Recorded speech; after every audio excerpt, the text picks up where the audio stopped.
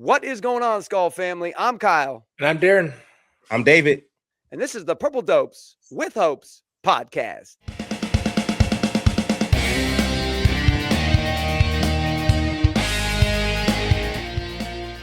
Welcome to the Purple Dopes with Hopes podcast. We are part of the Let's Skol network. And every single week, my good buddy Darin and I sit down and talk about our favorite NFL team, the Minnesota Vikings, which currently I feel like our hopes are lifted, but I don't know if everybody else in the Vikings kingdom is feeling it right now. But we are continuing to bring in different Vikings content creators, part of our Let's Skol. If you are tuning into YouTube, please make sure you click subscribe to our YouTube channel. I want to shout out One Bar and Luppagus, who gave us a huge shout out on their live stream during the draft.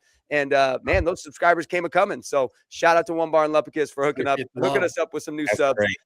If you are some of those new subs, thank you so much. Please click like on the video and then share out what this Purple Dopes are doing. And then, of course, if you are following along on the podcast platforms, please make sure you like or follow the show. And then, of course, give us a rating and review. Apple, Spotify, Amazon, iHeartRadio. We are on all of those. But this is less about me and more about the man who's got the Skol state of mind every single video he posts.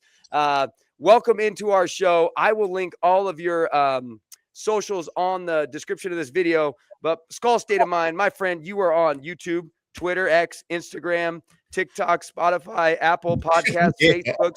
Shoot, I'm sure you're on MySpace, MSN Messenger, AOL. You're on all that. AOL, yes. Back in the day. Well, welcome in, man. We're excited that you're a part of this, David. Thanks so much for joining in and coming to talk some Vikings with us. Thank you for having me, man. It's always appreciated. I love doing other podcasts with other Viking content creators because you can get kind of like different opinions on how, different people see it in different areas, especially like this Vikings fan base is huge, man. You got people like all over the place, like it's like, I love it. And like, for me to start out, a couple of years ago, it's like, I think this fan base is like so welcoming.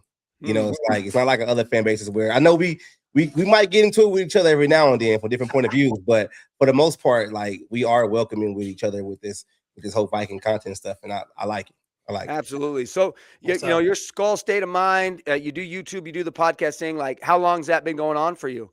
I would say like 3 years now. 3 years now, but I'm always going to be honest. 3 years now, but probably a good year of being consistent and actually taking this serious. Sure. Yeah. No, the first couple years are all fun, and then all of a sudden you realize that, all fun. Like you look at it, and you're like, man, I'm spending money on all this equipment and the subscriptions. Like, what's the next step? Like, am I gonna take this serious now, or am I just doing this for fun? Like, I know I love it, but for sure. Yeah. So I would say for this past year, man, it's been a whole lot more serious. Yeah. Change and everything like that too. Yeah, well, like I said, I will make sure to link all of your different platforms on there. I know if you're catching on YouTube, please pop over, hit them with a subscription, and then I'll make sure to link everything else where they can find you. But we all love this team, the Minnesota Vikings. And my question for you to start off is, how did you become a fan of the Minnesota Vikings? So I grew up in LA, right? And I'm a little bit older. I'm 41 right now. So I grew up in LA, and around that. So and around that time, growing up in LA, we didn't have a football team, but the only football team that we talked about in LA was the USC Trojans. And my uncle was a Bruin. My uncle went to UCLA, so we didn't really talk about the right. So like my dad, my uncle's big Raider fans because that was a team for them growing up, right? Sure. And it was just like I didn't have a team. So when I started playing football, you get to the coaches, and the coaches is like, hey, you got to watch this guy or whatever. And I'm like, all right, cool. My coach is like, you got to watch Emmitt Smith. He does this. And I'm like, all right, cool. I want to be a running back. I'll watch Emmitt Smith. I turn on the Thanksgiving game. Let's go. Voice. And I'm like, who is that? Who's Randy Moss? Like, okay, like I'm tuning in to watch Emmitt Smith, but who's that guy? And ever since then, like, I've been a Viking fan since '98, man, all the way through. What a game to start your fandom too. Three catches for like $165. Exactly. Well, If any game's going to turn your fandom to the Minnesota Vikings, goodness gracious, 3 catches, I think 163 yards, 3 touchdowns. I mean, that was unreal. Did you tune into the next game and when his first catch wasn't a touchdown, you're like, what the heck's going on? So after that, like watching the game, I'm like, this offense is cool. Like Robert Smith is like one of the he's a great running back. Underrated, yeah. Like he does everything. Like he can pass block, he catches out the backfield. And if you look at those teams, especially like during that time, with Chris Carter and Randy Moss, like Robert Smith was still getting like 1,000 yards. He was getting a lot of touchdowns. So it was like he became one of my favorite players too. Yeah. Well, and I mean, completely undervalued when it comes to like his impact in the kind of hybrid. I mean, he was Christian McCaffrey before. He was we said it before. He's the original. Yeah. So, I mean, as you think about hybrid backs, I mean, he definitely paved the way for a lot of these guys to be able to do it. So absolutely. Love it, man. Well, not a bad way to start. Yeah. Unfortunately, that season didn't end the way we were all hoping it would, but at least it hooked your fandom in enough. Yeah. But that wasn't even like for me starting out with that 98 season. Like that wasn't the one that kind of hurt me the most. I would say like the 41 donut against the Giants. Like that was the one that was just like, is this what it's going to be like? Because like this doesn't feel good. That was shocking to me. Like I thought we'd give up points, but it was like, how did we score nothing? Yeah. Yeah. The Giants was that good. Not good. They were not a good team, man. Yeah. And we saw what happened when they went to the Super Bowl. Like it was like, come on now. Like that's just it. Yeah. Well, as you think about your fandom now, going almost coming up on 30-year anniversary of your fandom. Think about like what's your best Viking story. It could be like a game you've been to, maybe an experience, maybe had an interaction with a player. Like when you think about your best Viking story, what would that be? Man, I think this is probably the one I talked with Paul Allen when he came on the show. And it was me not seeing the Minnesota Miracle live. Oh, so me and my girlfriend was my wife at the time, and like we're like watching the game, and I'm like, you guys know, it's like you're sitting on needles, like, man, what's going on? And I'm like, they throw the ball, and I'm like, it's over. I'm walking through the hallway, and my girlfriend's like screaming. She's like, oh my god! I'm just like. I'm like, what? Like, what happened now? Is it an interception? Like, whatever, right? And I go back in the room, and I'm like, oh, my God. Like, what just happened? Like, what just happened? Like, that's probably one of my favorite moments because I was just like, here we go again. Like. What everyone was thinking. Yep. Yeah, this is the, here we go again. We can't even get to the NFC title game. And it's like, here we go again. Like, against the Saints, and it was all that running around. Oh yeah. And it was just like I didn't see it live because I was already like stormed away. Yeah. I bet you'll never miss a live moment like that. No, I won't do it again. I'm sitting there watching the whole thing because you never know what's going to happen. But even at 41-0, you're going to be glued to that TV. Like I can't go away. I can't go away. You never know with this team. You never know. Oh, absolutely. Well, obviously, like being in California, like, do you get to see the Vikings live at all? For the past couple of years, we've been going to the game every time they play the Chargers or every time they play the Rams. Nice. That's awesome. That's what we try to do every time. But that's cool. And we try to do the Skol Fest every year. Like we did it last year against the Falcons. So yeah. Yeah, we you travel up to Minnesota every year for a game, or how do you? That was my first time going last year. Oh, cool! And it was a great experience. We actually came a couple of days early, and we did like the touchdown tour. I think that's what it's called. Cool. We did the stadium, and yeah, man, it was great. It was like a big experience. Like I can't wait for the schedule to drop so I can kind of see like which games I'm going to go to this year. Yeah. If you ever get a chance, TCO, which is kind of southeast of downtown, but that's the practice facility. Super nice. And like you get tours there, and I know there's a museum out there. So like training camp or some activity out there is that'd be worth it for sure. That'd be the next thing I check out. Yeah, nice. Well, as we move into our last question here, which will lead us into the main topic of conversation for us as we look at the Vikings decisions this past weekend for the NFL draft. Who is your favorite? Now, I know you said you came in 98, so obviously you weren't a fan when they drafted Randy Moss. Looking at your fandom from there, who would you say your favorite Vikings draft pick has been?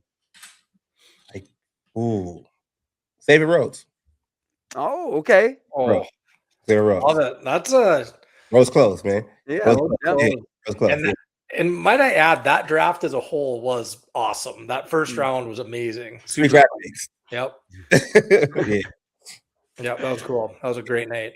What about Xavier Rhodes? What do you appreciate about Xavier Rhodes? It was the fact that him coming in, like his first season, like especially under Frazier, he was horrible. Like y'all know, he was horrible. Like if you put him on the field, he's either going to be a passing interference or some kind of other penalty. Like he couldn't get it right.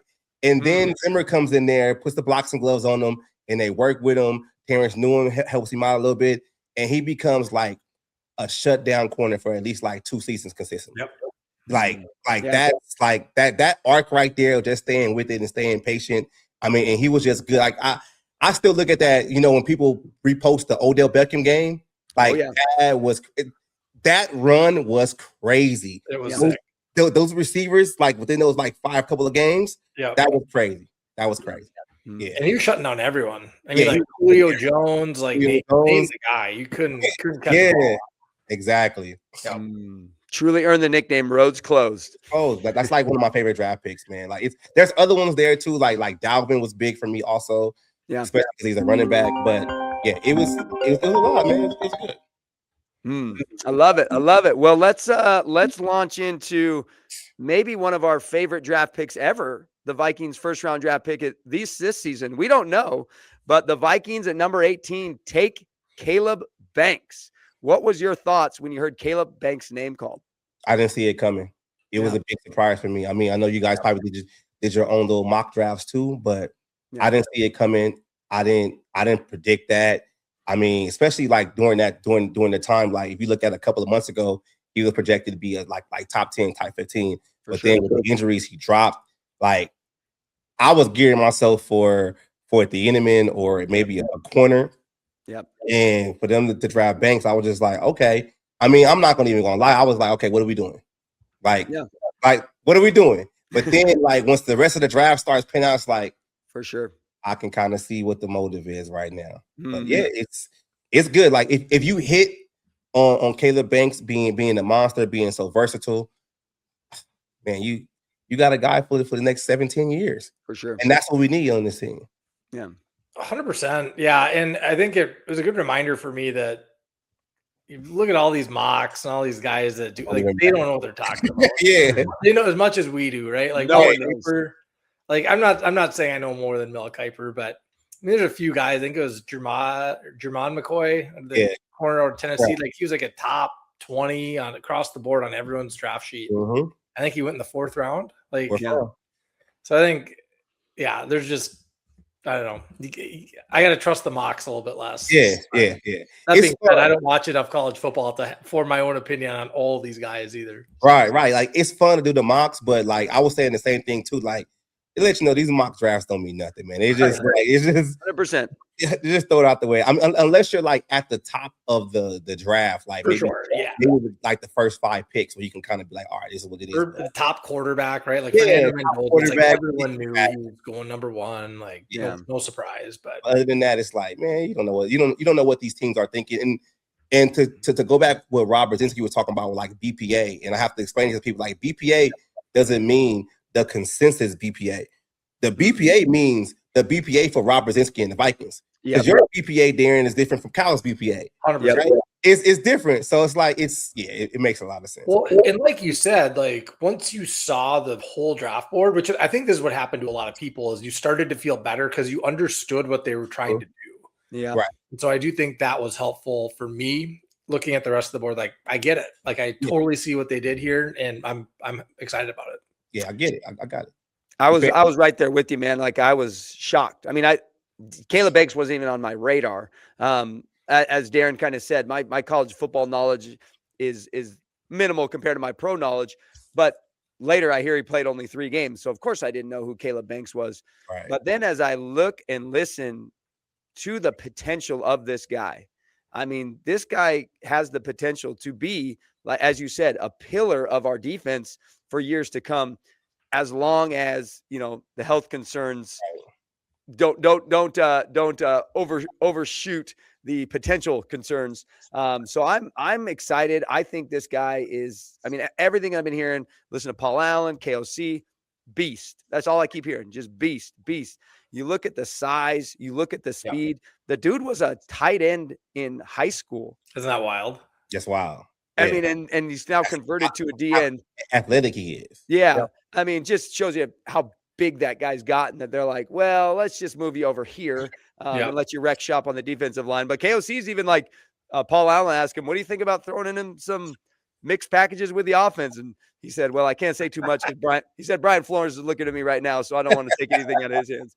But I think, you know, the NFL draft is, I mean, it's really a luck of the draw, right? You see guys pan out, you see guys flop, you see dudes shine, you see guys bust. And they took a swing on this guy. And I think, as you guys said, that as the draft wore on, we kind of understood the plan and understood what they were doing. But it definitely sent some shock into the Vikings fandom as you look at social media and YouTube as they made that pick. Yeah.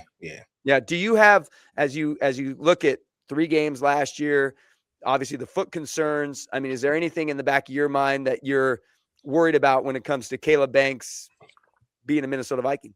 I would just say, like, the biggest picture for me will be the consistent with his weight. I understand, like, especially when you have like a lower leg injury or something like that, like you can't really work out. So you might gain weight, you know, a little bit differently. And, you know, like muscle weighs more than fat, like all this, the body dynamic situation.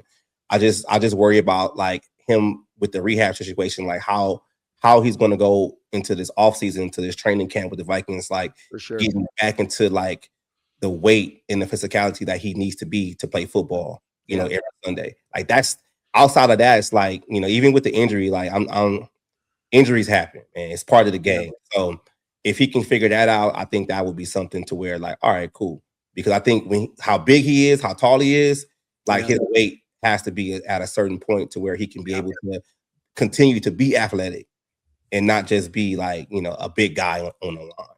For sure. Well, even to keep the foot healthy too, right? Because like I will say the injury is a little concerning, just being in the foot, and it's, I think the same foot has been injured twice. Repeated, right. Yes. Repeatedly. So, you know, and that obviously the wear and tear on your feet, if you're 6'6", 330, that's it's a lot more significant than my feet. You know, a lot different than 6 foot 150. Yeah. Exactly.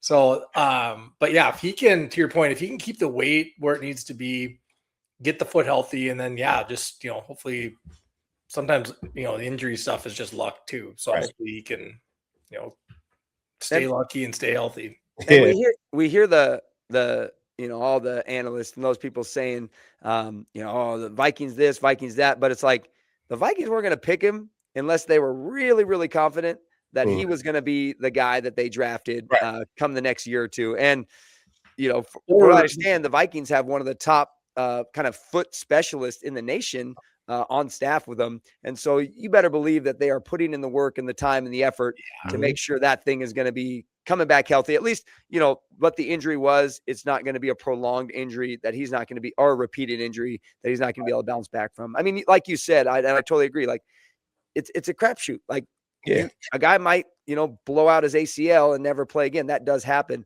But I think they're going to do their homework as far as like making sure that this draft pick could be successful. And will be, you know, in our opinion, will be successful and will just be a wrecking shop on that defensive line come this season and next. Can't wait to see how it pans out, man. I was curious when they moving past Banks, like looking at round 2, like so when Jake Golday came off, I was curious what your guys' thoughts were, because for me it was instantly like, well, they're trading Grenard, like that's happening. Yeah.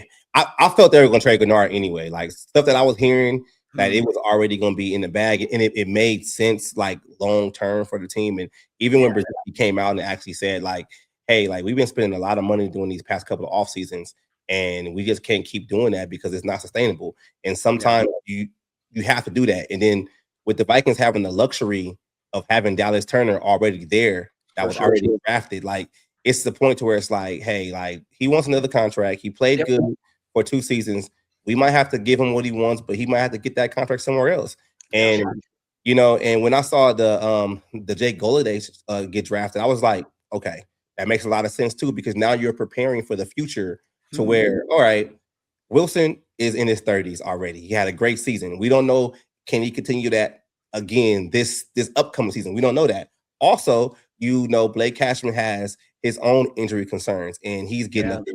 He's getting up there in age. Why would you wait to maybe like next year to get somebody in the draft or try to get somebody in free agency, which you was doing the past 4 seasons, just filling in the holes with free agents, and then it works when everybody's healthy. But when guys start getting hurt, your free agents, you like, oh, we overspent the money. So you get a guy like Galladay now, even if he doesn't play a whole number of snaps this season, he can learn Flores' scheme or whatever, and be a guy next year. Like it makes a lot of sense, man. It makes so much sense. And I think he'll be. I think he'll be on the field. Like I think they like that rotation on the edge with those guys. So I think it's going to be Van Ginkel and Dallas Turner for sure.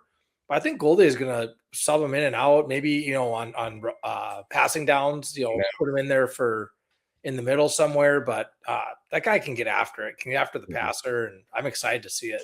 Yeah, it's a good pickup, man. And I think, with the Grenard trade, to kind of circle back to that, it was a little disappointing to know that, what we ended up getting, in my mind, I thought we were going to get a little bit bigger, or closer pick to the first round than a couple third rounders. But and it was late, it was pretty much a 4th rounder this season. Yeah. Right? But if you look like you were saying, David, if you look at the money situation, like it does make sense. Yeah. The amount of money that we're going to be saving next year, I think, is the biggest piece, because that was like a $20 million cap hit, I think. And so, it sucks. Grenard, dude, just a monster on the field. Love having him out there. But I think at the end of the season there, where we saw Dallas Turner kind of coming into his own, it did make sense that Grenard might be leaving. And then, of course, with this pick in the 2nd round, I think it made perfect sense that Grenard was on the way out. Just again, my biggest issue is the comp, and I understand when it's during the draft, like you're kind of in a rock and a hard place. So I get it, but it just felt like we gave him away. It really sucks to give a high caliber player like that, just give him away to the Eagles of all yeah. Teams, right? I look at it differently, right? Like I'm okay. I'm okay with the conversation. Like I've been saying the whole time when people talked about the Grenard trade, like all I wanted was a 3rd and a 4th, and that's basically what we got. That's basically what we got, because I just feel like sometimes when you have to trade players, you can't overvalue your players to where you can't make the trade. Sure. You know what I'm saying? So you have to be in a situation to where like I gotta accept this because I have to trade this guy so he can go to a situation to actually get paid, because we can't pay him. And if we can't get this trade, completed, then I have to keep him for a year and have to think about giving him a boost in pay for this season. Sure. And then let's say next season he walks and I didn't get that 3rd and 4th. You get what I'm saying? So it's like, and it's the extra pick I think that matters, because he's the kind of guy, if you let him walk, you're probably getting a 3rd round comp pick anyway. Right. The extra 3rd on top of it, I think, does sweeten it for you, or at least it makes it less bitter. So I just think I hear you there. With the Dexter Lawrence situation happening the week before, it kind of had more people like, well, that's what Dexter got. You get what I'm saying? It's like that's exactly where my mind went. Yep. Yeah, you know, and even like the Max Crosby deal. And again, I'm not valuing it quite to that level, but you thought it was in the ballpark. Exactly, right? It turns out it wasn't. Yeah, it's like, nah, Jonathan Gennard's good, but he's not mad. Yeah. And if you think about like the top edge rushers, what is it? TJ Watt, Max Crosby, Aiden Hutchinson, Myles Garrett, right? Like Jonathan Gennard is great, but he's not in that caliber. He's not at that level. And if he was in that caliber, then we probably pay him. Yeah, 100%. It's good. Good point. Yeah, very good. That's a really good point right there. Is if he was as good as we all are valuing him at, we would just pay him. We just keep him. So. Yeah. But guys, it's the Eagles. Like, I don't want to give the Eagles anything. I don't. Make it the Jaguars. I mean, the Jets. Yeah, but the Eagles, man. Vikings fans, we know, man, that taste in our mouth that the Eagles left too many times. So, anyways, shout out to JG, man. Go out there and do something in that NFC East. And let's talk about some of these other picks, man. What did you guys think of Dominic Orange, Big Julius coming in? Again, just another big guy in the middle there.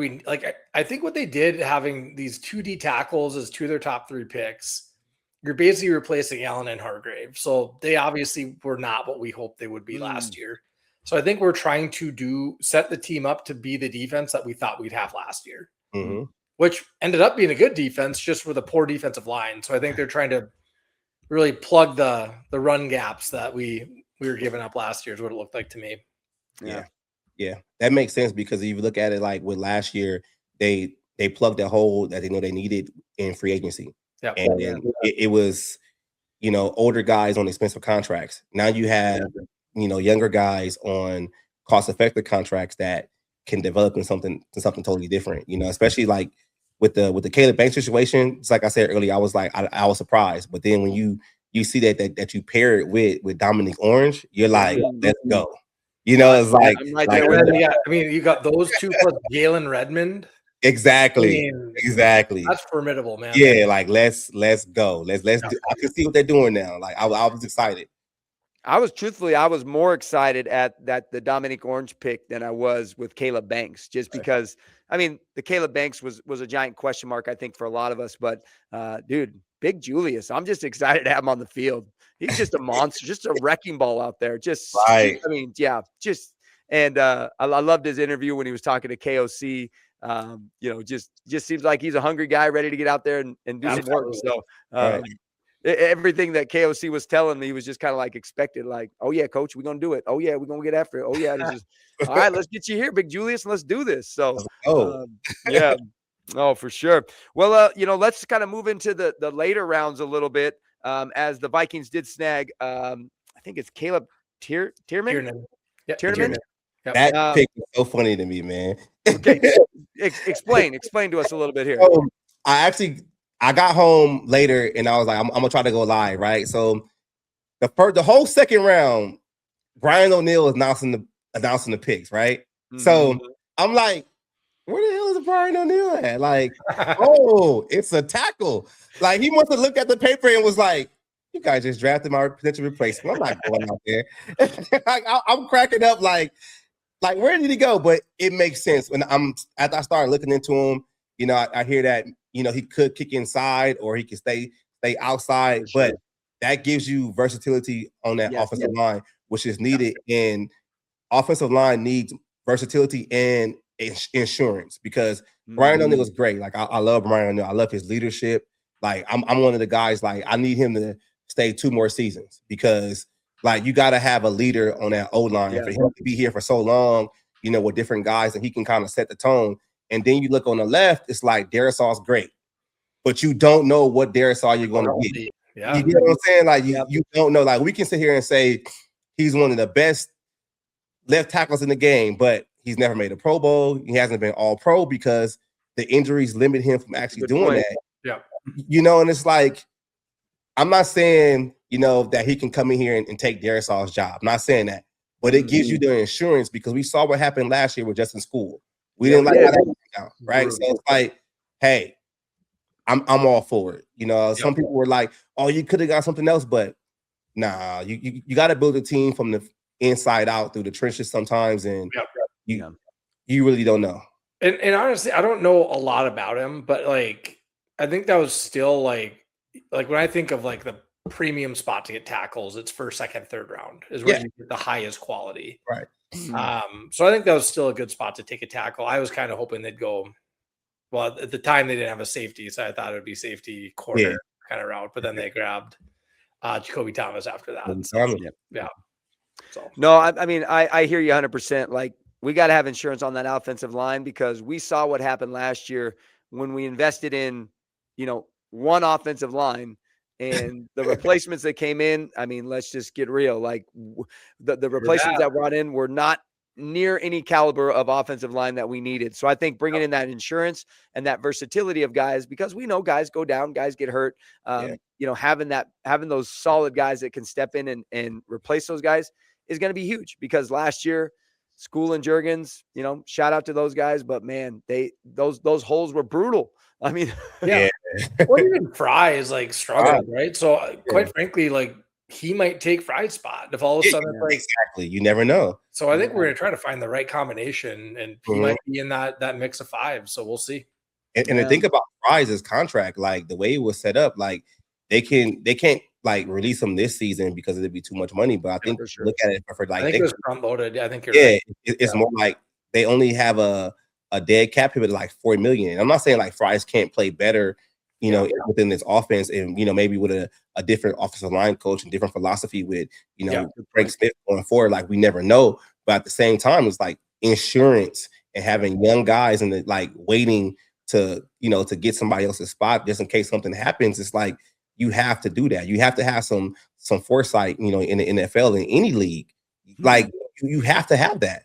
And I just think with a lot of things that happened, especially with the quarterback position last year, with the offensive line, I think they kind of went into this draft to say, like, we have to make sure we get young guys at these positions just in case somebody gets hurt, to where we don't have to like struggle in the season as a catastrophe because we had no depth. Yeah, no, not at all. Yeah. And that's really like last year. Yeah. Killed us. The trenches killed us, both offensive and defensive lines. And so they made it a priority. So I again, going into the draft wasn't my mentality. I'm thinking I want the safeties in the corner, the skill guys, right? We want. I want the running back. I want to get Price. Like. Absolutely. Well, and it's interesting because if I look at the way I would have mocked up the Vikings draft, like safety probably would have been at the top, and then here we are. Jacoby Thomas comes in from Miami. As the first safety pick for. Have you looked at any of his film though? Because man, I've watched more Jacoby Thomas film in the last 2 days than I've ever watched. Tell me about it. What you seeing? He's fast. I can't believe how fast he plays. Like that's the one thing I think that jumps out to me off the film is like it's just an athlete back there. So I'm excited. I still think Harry's coming back. I'm in the camp right now where I think Harry's coming back. That maybe not for a full season, but I think he plays in purple next year. But no, I do think. Run? What's that? Playoff run? Exactly. Yeah. He signs late November for a playoff run. For the early part of the season, and then come back in playoff run. I love it. I guess that's the first thought that I have when Thieneman wasn't the guy they took was someone knows something about what's going on with Harrison Smith. But hearing what you're saying about Thomas, Darin, gets me excited because we want a guy who can fly around out there, pick up coverage, playmaker, right? Yeah, make plays exactly. Yep. Yeah, 100%. Well, I got the rest of the list here, but I just kind of want to hear from you guys as far as, what later round picks kind of got you excited as you heard their names called. Running back. Yeah. Running back and the fullback. So, the running back, I don't know a lot about other than, isn't he like crazy fast? He's crazy fast. He's undersized. He has drop issues. He has family. They're the reason why he was drafted so late. Yeah. But I just think this is probably a two-part series with running back. And what I mean by that is we looking at the contract situation, looking at what's already constructed with the team. Mason doesn't have a contract after this year, and neither does Aaron Jones. Yep. I can see him being the first domino in the running back room paired with the fullback to where, regardless of what happens, they might go out and get a running back, like a bigger one, maybe someone that's like 6'1", or like 5'11", with more weight on them that can kind of be, the every down back and and pair that with him maybe next year. I know I'm thinking about next year too much, but at the same time, it's like I see them. I like it. And especially like the dynamic kickoff situation. I mean, Miles Price was okay to me, but you can find ways to get this guy on the field. For sure. And with his speed and maybe with a different philosophy from the offense. Yeah.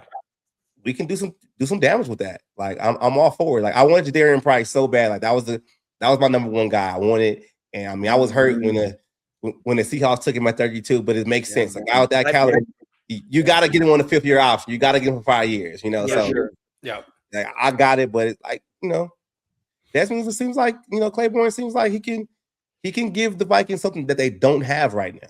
Exactly. Yeah. We don't. You can find these guys at running back anywhere in the draft. Yeah. I'm not saying like obviously, Love, like that's a pretty unique talent. Yeah. And even Price, but like I think the drop off after first round running backs is pretty steep. Yeah. And so I think like I'm fine with 6th round being the spot where you go running back because you can find guys that can start at that point. So yeah. Especially with last year. Last year was a really big, crazy running back class. Yeah. Well, and I mean, we really don't have. I mean, you find all these teams that are kind of having these gadget players that you could throw in. I just think of the Seahawks with Rasheem Shadid. I always say his name wrong, but it's like to get a guy like that, with that speed, who maybe he's not an every down guy, but you bring him in there for an end around or a reverse or a screen pass off the at the wide receiver spot, and then you put him in there, return kicks, and he can fly. I mean, gosh, it would be nice to have a guy that we know when he comes in there, it's lightning in a bottle. He has potential of that big play every time he touches the ball. Like Shaheed made the difference for them in the playoffs. Like I think it was the Rams game. The first he took it back for a touchdown. That's opening kickoff, wasn't it? Yeah. The Niner game basically. The Niner game. It set the whole tone for that game. Like you need guys like that. The Rams game in the seasons when he returned a punt return, and then there was that 2-point conversion that wasn't a 2-point conversion and then was a 2-point conversion. But really, he's the guy, and you need that kind of guy that really is going to, get in there and give you that offense, that instant ignition of like, hey, let's go. We can score. We got points on the board, gets the offense some confidence. So I was excited by that. I mean, he's definitely the guy that I circled on my list as far as when they drafted him. It got me pretty excited. Yeah, I thought the Bredesen one was a good pick. I mean, we needed a fullback, obviously, with Ham retiring. Him and JJ were. McCarthy was at his draft party, I think. So. I loved it. Yeah. How can you not root for McCarthy, man? Yeah, 100%, man. The guy, man. Come on, man. It was hilarious. It was great. And then Demings at corner. That's a sneaky one. He's big. He's like 6'1", he's at least 6 feet. Actually, everything I've been reading about that cornerback pick is that could be the surprise pick for the Vikings. Mm-hmm. He's a guy that can go out there and play right now. So he's physical, run to 4.4. Like he's got the tools, man. So love to see what he can do in a Brian Flores D. And again, like and we talked about this pre-draft, but Brian Flores' defense is not predicated on having complete shutdown corners either. So like we don't need him to be that. It'd be great if he is, but we don't need him to be that. So we need him to be solid and play good fundamental football. Yeah. And listen, if teams aren't able to pass the ball because we got these beasts coming off the line, let's not worry about the cornerback. Exactly. Catch the ball at that point. Quarterback to be scared to throw the ball. That's right. One of the guys that I actually like was a UDFA, and I actually watched a whole 30-minute, almost hour video of Steve Smith breaking him down. That was Bell from Georgia, the wide receiver. I believe in Keenan McCardell as a receiver coach, big time. Like Keenan McCardell is a great receivers coach, and for Steve Smith to break it down and say that whole Georgia offense was terrible. And you couldn't really rate anybody outside the running backs or, to come out. And that's probably why he went undrafted. But he has the speed, he has the size. And I'm just seeing something that McCardell was helping Diggs in college, then he came here and helped out Jefferson, and look what Addison has become. It's maybe this is one of them UDFAs to where we can be okay, they took a flyer on the guy and now see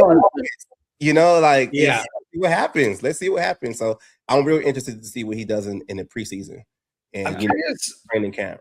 Stepping away from just the draft for a second, though, I'm curious because we didn't draft a wideout. So obviously, I think there, we had a handful of wideouts coming in on undrafted free agent contracts.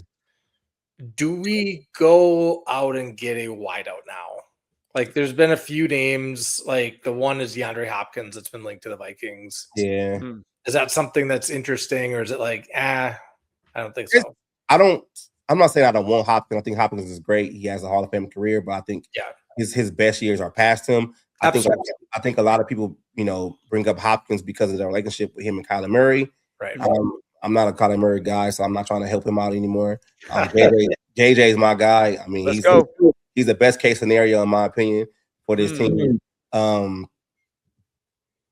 Jennings. I think he would be somebody that can come in here and kind of solidify that wide receiver 3 position just by being. He's a free agent. He is. I didn't realize that. Okay. Yeah, he's still out there. So I think that will be that's the kind of caliber of a wide receiver I would look at. I don't want to bring in anybody that's too much older who like no. Or really it's going to come down to like cost too. Like if Hopkins is signed, is he going to ask for 10 million, right? Like I don't want to pay him that. I want to keep our cap flexibility. We just freed up cap space. Like we're not going to spend it again on an agent receiver. Right. No, we're not doing that. For sure. Good point. Yeah, absolutely. Yeah. Well, before we get into our Purple Dub hopes as we close it, I got to touch on something, man. Kyler Murray versus JJ. It sounds like you're pretty pro JJ, and I got to give you some space to share your thoughts. I'm pro JJ all the way through, man. Okay. Like and this is my thing. This is my thing. This is how I see it. All right. I understand last year was a bad season. All right. Yeah. JJ McCarthy did not play well. He looked bad. He looked horrible. I'm not gonna hide that. Like, but what I noticed, I saw more command in the huddle. I saw less procedural penalties at the end of the season. I saw him get better. I saw him make better decisions. And people get mad at me, oh, he threw the ball away. I'm not talking about the accuracy. I'm talking about the decisions on where to go with the ball. He made the right decision to go to the guy. He just couldn't get it there the right way. Mm-hmm. And I just believe that for this team to actually be successful long-term, and if we want to be a mainstay like the Chiefs or the Bills or the Bengals and actually have that franchise quarterback, you're going to have to go through the lumps. You're going to have to go through the developmental process. And why I say McCarthy is the Vikings' best option, because let's just say they throw out McCarthy, start McCarthy, right?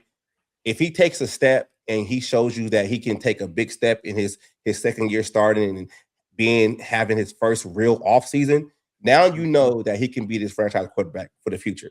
If he gets hurt again, now you know he can't stay healthy. If he plays bad, now you know he can't do it in this league.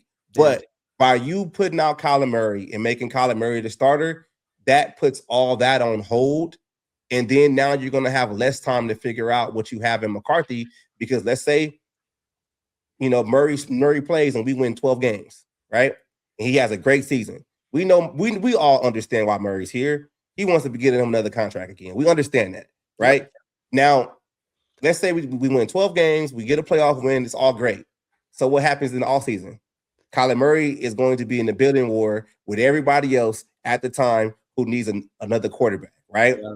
So then what happens? The year that you would have with McCarthy right now you might have to go back to that. And who says McCarthy is just like already out of it at this point? You know, like that's why I'm saying like McCarthy is the best option for this team going forward. Because if you're a Viking fan, like you said, I've been a Viking fan for almost 30 years now, right? You know, like sometimes seasons is like, all right, this might not be a season where we're going to compete. It might not be that this year, but we can still develop guys. And I'm really big on the whole development aspect of this team. And I think it runs through JJ. Like JJ should be the guy off top. Like, why are we playing games here? Like, stop playing games, man. JJ's the guy. And he's easy to root for, man. Like this, he's a guy, man. Let's just see what happens. That's just the way I see it. I do agree with you that JJ starting is best case scenario for the best case scenario. I think it's best case scenario. I don't think it's the likeliest scenario. Yeah. And I will say Kyler Murray is not like, he's what, 27, 28 years old. 28. And he's not durable. Well, yeah, I'm just saying though, he's got potentially 10 more years left in a career. So if he comes out and balls out, yeah, you're paying him more than you're going to pay JJ, but like you're basically saying he's our guy now. So I don't know. I would be happy with a 12-win season, playoff wins, etc. Yeah, I'll be happy with it too. I'm going to root for it. And I've even said it before, like this is probably going to be my toughest season if McCarthy doesn't play, because like I'm so against the whole Kyle Murray situation. Like I'm so against it, man. Like I'm just like, man, let's just let the kid play, man. Like, it's tough.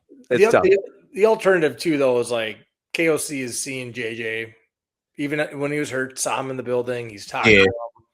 I don't know. Like, does he know something the rest of us don't? I mean, when you get to a point where you have a bad season and you got to save your job. Yeah, I mean, the quarterback play was bad last year. Like, it was really bad last year. Even when Carson played, it wasn't. No, I don't think Wentz was all that much better than. Exactly. So I get it, but I was really looking forward to like maybe they get like another veteran to come in here who wanted to mentor, McCarthy going forward, who didn't really want to be the star. Like I was hoping Kirk was gonna come back, and it was just like we got Kyler. Yeah, but it's for $1 million, so I don't know. I thought the deal. Yeah, I know. I would have paid Kirk 10 to come back. Like I'm Kirk cool. Kirk doesn't get out of bed for less than $20 million. That's very true. That's very true. Exactly. Yeah, Kirk would have messed our cap all the way up again. Yeah, exactly.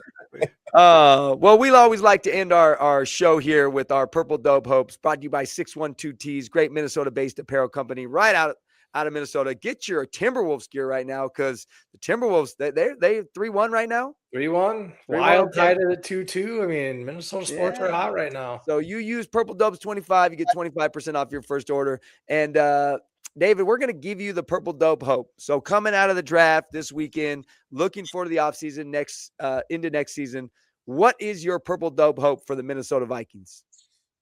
Health. That's health. Yeah. I know we're going to get some injuries. I know that's going to happen.